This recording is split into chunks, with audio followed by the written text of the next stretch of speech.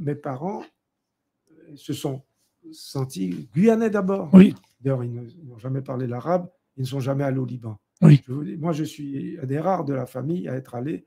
Je m'étais juré de faire un voyage initiatique pour comprendre un peu les origines de la conférence que j'ai pu présenter en 2011-2012 dans la séquence qui est aujourd'hui reproduite par YouTube et sur les réseaux sociaux.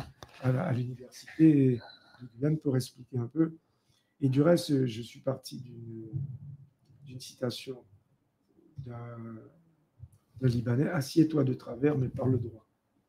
Et cette phrase a un sens profond. Tu peux nous expliquer, Le sens profond, c'est que tu peux faire ce que tu veux, mais respecte les autres. Respecte le pays qui t'a accueilli. Ne fais pas n'importe quoi. Ne te crois pas autorisé à dominer les autres. Assieds-toi, c'est un proverbe levantin du Levant, de travers marronnier, mais parle droit. Et c'est la base même de ma conférence qui m'aura permis d'expliquer un peu tout ce qui s'est passé pendant ces années et qui aujourd'hui, alors que reste-t-il de la communauté, des enfants et des petits-enfants? Il y a très peu de Libanais qui viennent en Guyane s'installer. Oui, mais on va parler par exemple des autres familles, c'est-à-dire de Chaya. Ils sont arrivés à quelle année à peu près? Alors, formation dans les années entre 1920 et 1930. D'accord. Je vous ai expliqué, moi, le père de Georges Chaya serait, je parle conditionnel, au début des années 1930. Oui. Et il s'est marié avec une sœur à mon grand-père. Oui. Une demoiselle Karam. D'accord. Et Bichara était déjà là avant. Oui. Au fur et à mesure, les Gabriel sont arrivés après. Oui. Les Shaoul sont arrivés après. Les Labas sont arrivés par la suite. Jusqu'aux années 50-60, beaucoup de les Libanais sont rentrés en Guyane. D'accord. Par les cousins, les frères et les sœurs et tout.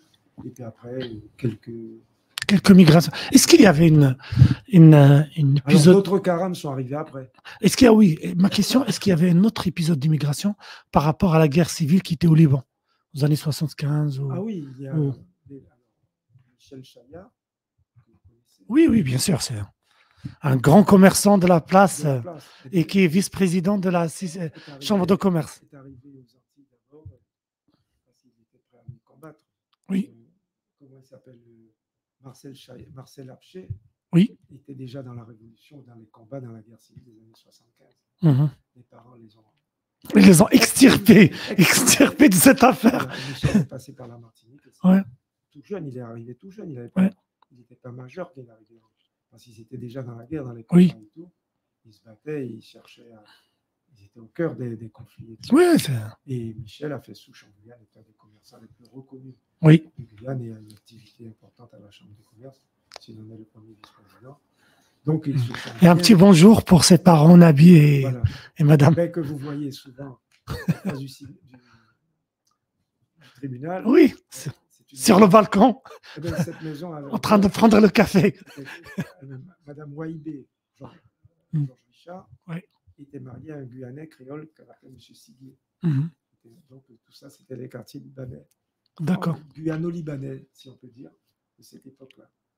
Donc, toutes ces familles ont fait souche en Guyane et aujourd'hui sont intégrées et par la suite, d'autres se sont impliqués dans d'autres activités commerciales, mais aussi socio-professionnelles, politiques. Par exemple, on va parler, c'est-à-dire, parce qu'on dit, il y a cette expression qui dit qu'un Libanais, c'est-à-dire, si vous voulez rendre triste un Libanais, vous le retirez du commerce et vous le mettez comme fonctionnaire. Et là, c'est parce que les Libanais, dans son ADN, dans sa gène, il est commerçant de naissance. Et ça s'explique, ça prouve aussi le nombre de personnes dans le diaspora et de l'histoire par rapport aux Phéniciens et tout. Est-ce que il y a des Libanais qui ont dévié à cette règle, qui sont devenus des fonctionnaires? Oui, voilà. Mon père, par oui. exemple, mon père, il ne supportait pas voir mon grand-père souffrir du commerce où il fallait aller se battre pour récupérer un peu d'argent. Votre grand-père ne faisait pas le 35 heures, non? Non, ben voilà, il n'a pas supporté ça, donc il a préféré intégrer. Il aurait pu être commerçant, il aurait pu ouvrir un commerce. Oui. C'est ma mère qui a ouvert le commerce. Oui. Lorsque ma mère a quitté le commerce de mes grands-parents en 1958, oui. Mon père l'a installé dans notre maison. Nous étions locataires de ma marraine, Madame Georges Richard. Pareil, mon parrain était libanais, ma marraine était libanaise. C'était Najib. Najib Karam, mon oui. parrain, et Madame Louise dit Loulouse, oui. Georges Richard, angle des rues Christophe Colomb et François Rago, ma marraine. Elle a été propriétaire. Vous avez vu où il y a un magasin Apache. Oui. Et bien avant, il y avait une toute petite maison qui était la maison jumelle de Cendrillon, du magasin Cendrillon. D'accord. C'est là que je suis né, 37 avenue du Général de Gaulle. D'accord. Et mon père a installé ma mère dans un commerce. Par la suite, nous avons, en 1962, déménagé et nous nous sommes installés au 108 avenue Général de Gaulle. D'accord. Mon père a construit une maison à côté du club 106. D'accord. La maison appartenait à mon oncle Jean Caram. D'accord. Et donc, cette émancipation, c'est-à-dire des membres de la communauté libanaise, donnez-nous quelques noms des personnalités qui sont investies à la fois. On va parler étape par étape, par exemple, c'est-à-dire dans la fonctionnariat, dans le travail administratif, que les années 50-60. Les plus connus, c'était Michel Jean Caram et Elias Caram et Eli Caram. D'accord. L'un fonctionnaire à la DDA, l'autre fonctionnaire aux ponts et chaussées. D'accord. Des travaux publics. Travaux publics. Et c'est lui qui a été à la base de la construction d'une partie de la route nationale numéro 1 entre Kourou et Saint-Laurent-du-Maroni. Eh ben, je pense que les Caram, il y a une gêne héréditaire pour construire les routes qui s'est continuée avec notre ancien président de la région, je rappelle. C'est grâce à lui que la route arrive jusqu'à Apatio maintenant et jusqu'à Saint-Georges. Voilà. Donc, je pense on aura besoin d'autres Caram dans l'exécutif. Pendant les vacances de beau temps, comme on dit en Guyane, parce qu'il n'y a pas d'été en Guyane, c'est le beau temps. D'accord. Mon oncle, nous passions nos vacances à Kourou, la subdivision des Roches de Kourou, un superbe bâtiment du bagne où étaient installés les ponts et chaussées. À Kourou. À Kourou. Il y avait un bâtiment des bagnes, à part les îles du Salut. Non, il y a des magnifiques. L'horreur, c'est que le centre spatial, lorsqu'il est arrivé, il a détruit tout ça. Il a laissé que le sémaphore, ce qu'on appelle la tour Dreyfus. Oui. Et il y avait une église, il y avait tout, il y avait un port. Et mon oncle était installé dans le bâtiment, les ponts et chaussées, où maintenant il y a l'hôtel des Roches. Oui. L'hôtel des Roches, ils ont rasé tout ça. Et mon oncle nous amenait dans une Jeep, il avait un chauffeur qu'on appelait M. Diomar, il était à l'avant et il faisait. Chaque mois, il payait dans des enveloppes des cantonniers, dont la plupart étaient d'origine bouchininguée, qui construisaient la route et qui l'entretenaient. Entre Kourou, Sinamari, où actuellement il y a le centre spatial, jusqu'à Saint-Laurent-du-Maroni, en passant par là. J'avais fait une conférence sur la construction des routes de Guyane pour mon oncle Jean Caram. Je l'ai retrouvé avec des photos où il avait de l'eau jusqu'à la poitrine, jusqu'au cou. Il nageait pour traverser en période d'inondation. Il a été un des bâtisseurs de la Diguilly. La Diguilly, c'est entre Sinamari et Irakubo. Ensuite, la route de Lossat, le canal Lossat, la route de Lossat. C'était où la route de Lossat? Sur la nationale numéro 1. D'accord, oui. Et ensuite, c'était des bouts de... après la bifurcation avec Mana. Oui. Et après la bifurcation, Sosaba. Oui, là, il y a le pont. Les fameux... Voilà. Il a été à la base de... Donc tout ça, ça date depuis les années 50-60. Les années 40. D'accord. Et après, on n'a plus de... pendant longtemps, et puis ça a été repris par la suite et tout. Et donc, il a été à la base de la construction de cette route. Mon père travaillait au BAFOG.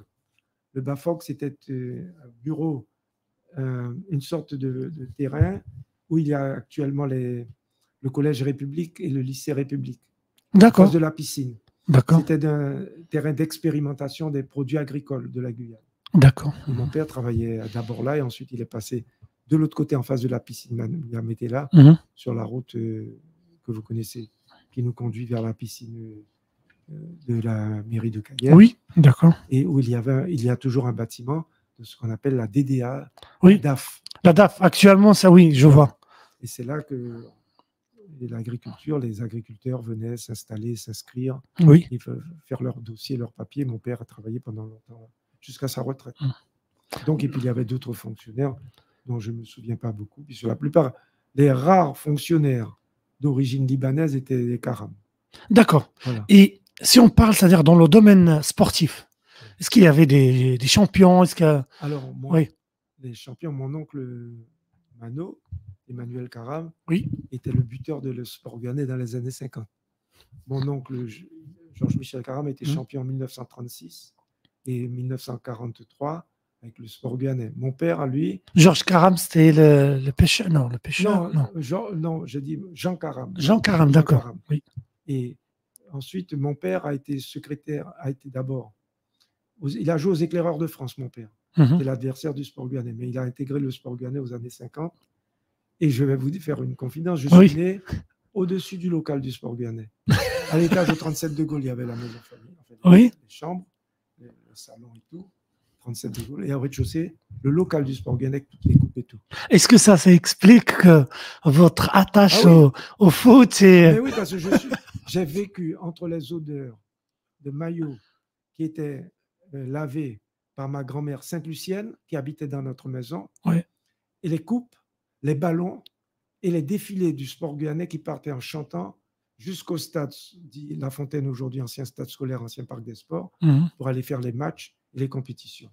Tous les clubs de Cayenne avaient un local, un siège, un bureau, dans la ville de Cayenne, le Racine, la rue Lieutenant-Gouanet, la Jeunesse Saint-Georges, le Red Star, tous ces clubs-là. Club Colonial. Club Colonial, encore à la rue des autochtones, des peuples autochtones. Oui, Christophe Colomb, juste à côté du studio. Voilà. Donc, j'ai été baigné dans cette vie sportive. Mon père est devenu secrétaire général du sport.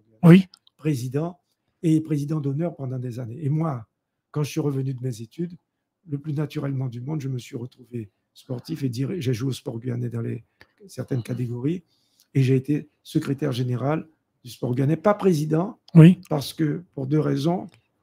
D'abord, je suis devenu président de la Ligue d'athlétisme pendant des années et ensuite devenu président de la région. C'était incompatible avec... il y avait un risque de conflit d'intérêts. Oui, voilà. J'ai toujours été supporter de ce qu'on appelle les jaunes et noirs. Les jaunes et noirs. Le club doyen né le 24 novembre 1912 à Cayenne. D'accord. Et des grandes familles guyanaises, dont certaines d'origine libanaise, d'origine antillaise, les La Fontaine, les Théolades, sont passés par le sport guyanais. D'accord. Et c'est-à-dire, à part cette expérience et cette histoire de sport guyanais, est-ce qu'il y a d'autres sportifs? Même Non, en fait, dans l'athlétisme, oui, on a eu aussi d'autres. Par exemple, Georges Chaumette, d'origine libanaise du côté de son père. D'accord. Son père est un sarkis du Venezuela. D'accord. Et tout. Et Georges Chaumette a été un champion de 100 mètres. Et puis, Georges Chaumette, c'est lui aussi. Fondateur de la Ligue de football de la Guyane. Oui. Fondateur de la Ligue d'athlétisme de la Guyane. Et c'est lui qui est le président honoraire au niveau de l'association des associations de la PROCEP. Voilà, oui. Tout à fait. Voilà. Et le terrain de Baduel porte son nom. Voilà. Il a joué un rôle essentiel dans l'activité sportive de la Guyane dans les années 50, 60. Il a été fondateur en 62 avec Albert Stanislas, fondateur de la Ligue de football, et en 1963, fondateur de la Ligue d'athlétisme. D'accord.